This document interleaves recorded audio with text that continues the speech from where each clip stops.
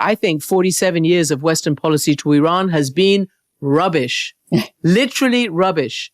Literally rubbish. I think in the the only sense thing, of the sanctions and the way that they've isolated you know them? why? Right. You know why? Yeah. Because they focused only on the hard power, nukes, missiles, foreign mercenaries, never on the rights of the Iranian people. Ladies and gentlemen, as you know, Jon Stewart is my guilty pleasure. I know everyone on the right can't stand him, but I kind of like him. I think he's consistently funny. Yeah, he has a case of Trump derangement syndrome, but it's not as severe as someone like, I don't know, Rosie O'Donnell, she's a fat pig. I feel like people on the right treat Jon Stewart like he's Jimmy Kimmel. Yeah, Jon Stewart's constantly attacking Trump, but when Trump does something that's awesome, Jon Stewart can hold up his hand and say, okay, that was awesome. Meanwhile, Kimmel has a lethal case, a deadly case of Trump derangement syndrome. Now, on the situation in Iran, Jon Stewart invited Christian Amanpour on his podcast. She's an Iranian British woman. You've probably seen her face on CNN. She's on the left. So imagine my surprise when she was the one educating Jon Stewart on how right Trump is about this Iran situation. We'll get into that, but first, we gotta see this hilarious segment on the Ayatollah. Although Khamenei's got to be on high alert. I mean, I doubt he's anywhere near a location that obvious, given the advanced surveillance he's been under from American and Israeli intelligence. This is the moment that officials say the 86-year-old Ayatollah was killed. And he stayed in his house. Old people are so f***ing stubborn. By the way, there he was, martyred at 86. Man, are the virgins going to be disappointed. I'm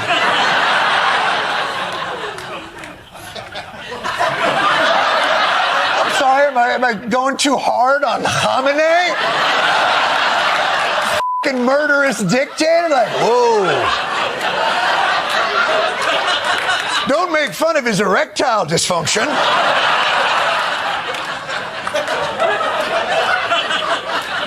That's a bridge too far, Stewart. Guy f***ing mowed down his own people, but, you know, Viagra's a serious drug.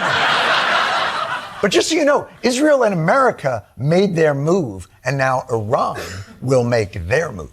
Iran is widening the scope of its response this morning. Neighbors across the region dragged into the chaos. Kuwait, Bahrain, the United Arab Emirates. Basically, the whole of the Gulf. It's also fired on Europe for the first time, aiming at Cyprus. What? Cyprus? I don't even know where that is.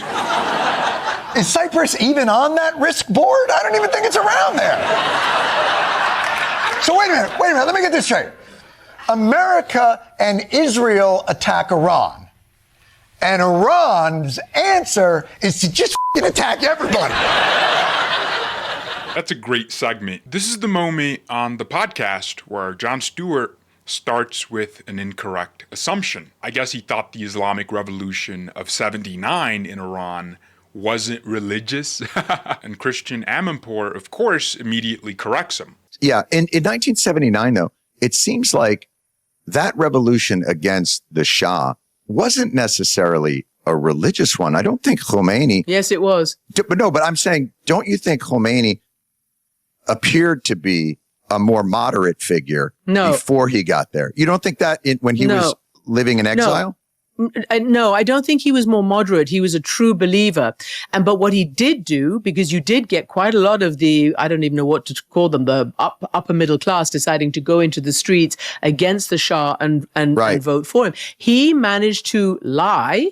He managed to tell everybody that he was going to bring democracy, he was going to bring this, he was going to bring that. And oh no, a mullah will never be in charge. So all of this stuff, was a lie. And actually very gullible Western politicians believed him. At the time, the British government, maybe some in the US government thought, wow, we're going to get democracy in Iran. Right. Let's throw the Shah over, our, decades long ally, who yes, was authoritarian. But I think the difference there was that in 1979, after a full year of revolution, and I just have to tell you, in New Year's 77 going into 78, Jimmy Carter and Rosalynn came to Tehran and they had a state visit, which culminated in a state dinner. And President Carter told the Shah that you are our greatest friend and an island of stability in the Middle East. Okay? That meant They knew nothing about the rumblings. Their ambassador there knew nothing about. 8 days later, the revolution started. It took a year, and 1 year later, Khomeini came back. 8 days after Carter's famous, "You are my best friend and you are, the stability of the Middle East," which means that nobody knew anything. Or if they did, the message wasn't going up the chain. I mean, that's a simplistic version, but that's basically what has been happening. I'm going to just say, I think 47 years of Western policy to Iran has been rubbish. Literally rubbish. Literally rubbish. I think in the the only sense thing, of the sanctions and the way that they isolated You know them? why? Right. You know why? Yeah. Because they focused only on the hard power, nukes, missiles, foreign mercenaries, never on the rights of the Iranian people. Guys, has Jimmy Carter ever been on the right side of any issue? This guy gave up the Panama Canal. I guess he gave Iran to the mullahs. I think we need to have a conversation about Jimmy Carter. Joe Biden wasn't that bad when you think about what that guy did. And the Iranian people are some of the most sophisticated people in that whole region, the best educated, the most female empowerment, the most technologically savvy, the best scientists, doctors, artists, for thousands of years, right? And we just lump them all as quasi-terrorists. All the people of Iran never put their human rights or their democratic rights, not just at the top of an agenda, but anywhere on the agenda. That's what I meant, Christian. Even with Khomeini, it felt like a bait and switch, not to the world, but to the Iranian people, that he said, we're going to give you democracy and to the world. And then he gets there and they start massacring everybody and imposing these religious customs, because I agree. That's a very critical moment right there. I can just put myself in there. Oh, I'm a Karen. My name is Wendy Sherman. I worked under the Biden regime. I think that's the lady's name that I'm over. It's true. We in the United States lump Iranians in with all the shenanigans in the Middle East without realizing that not everyone is in Al-Qaeda and ISIS. Yeah, you have a regime in Iran that's truly destructive, but Iranian society is vastly different from that regime, and the only way that regime remains in power is through force. The other thing we say in the West is they're all Muslims and therefore they have the same goals, the same ambitions. That's so vain. It's just not true. Does a Southern Baptist in Mississippi share that much in common with a Pentecostal in Brazil? Of course they have Jesus, and if they both believe Jesus died on the cross for them, they will be saved. But I can assure you, they are different. Culturally, they're different, and it's the same thing in Iran. Persians aren't Arabs. Persians are technically closer to a European than they are to a Gulf Arab. What they share is Islam, but even still, Iran is Shia Islam. Saudi Arabia is Sunni. They disagree on many big things.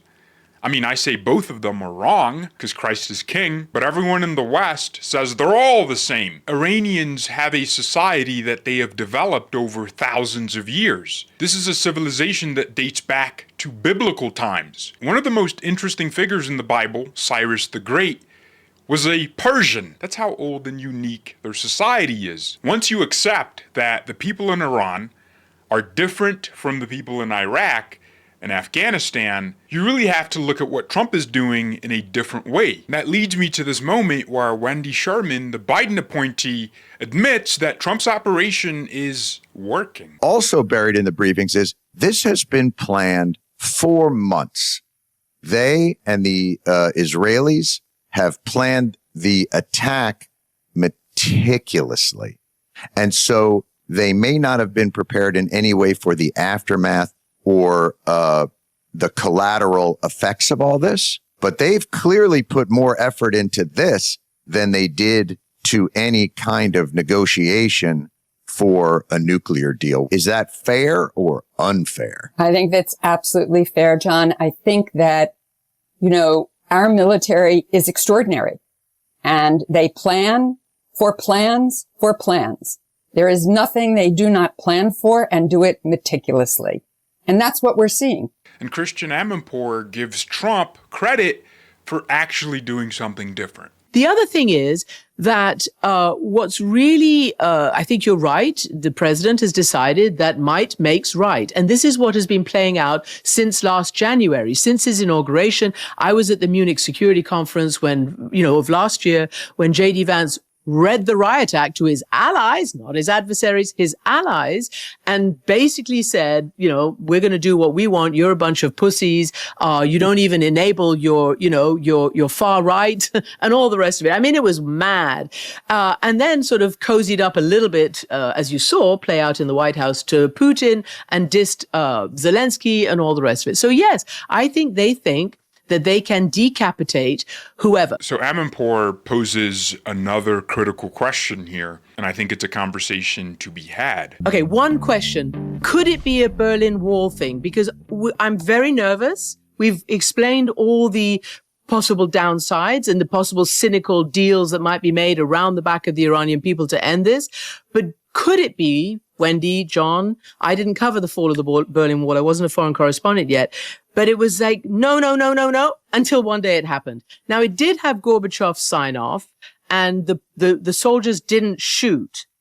And that was crucial, which will be crucial in Iran. But I wonder if you think there might be the space, Wendy, created by this war to allow that there. Christian, you should be a journalist, because I think there's always that possibility. Sure. Anybody who lived through the Berlin Wall falling and the fall of the USSR and all those things, these guys could collapse and there could be a sort of different renaissance.